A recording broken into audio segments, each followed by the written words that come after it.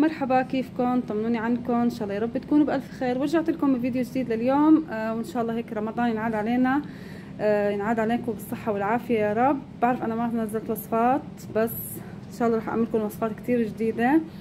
هلا اليوم رح اعمل هاي شوربه فطر، رح اعمل معاكم شوربه فطر مع الخضره. حابين تشوفوا الوصفه تابعوني.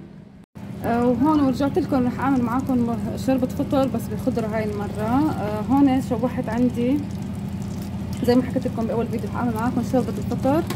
هون شوحت شويه فطر مع شويه زبده، وهون حطيت هلا زبده زيتون. عندي بصل ناعمه وبصل اخضر وجزر، وفي عندي هون دجاج زاد من الاكله، فرح احطهم مع بعض. هلا رح اقلي البصله والبصل الاخضر والجزر. هلا بس اخلي البصل يتبل معي، بعدين الفطر حسته وحطه على جنب، حطيته على جنب، اخر شي بديره. تمام.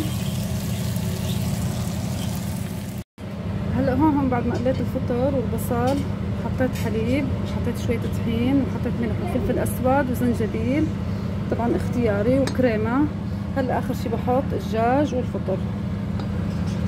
هاي اكله كثير طيبه رمضان. هلا رح اتركها تتسبك شوي واحط هدول اخر شي. وبهيك انا خلصت وصفتي لليوم. بتمنى يا رب وصفتي نالت اعجابكم، وطبعا انتم فيكم تحطوا البهارات اللي بدكم اياها، فيكم تحطوا الخضر اللي بدكم اياها. بعرف ما صورتها منيح معكم، بس بتعرفوا عجقة رمضان وانا بعدني تعبانه شوي والله. وان شاء الله هيك يا رب رح اعمل معكم وصفات كتير جديده. ولا تنسوا تشتركوا بقناتي.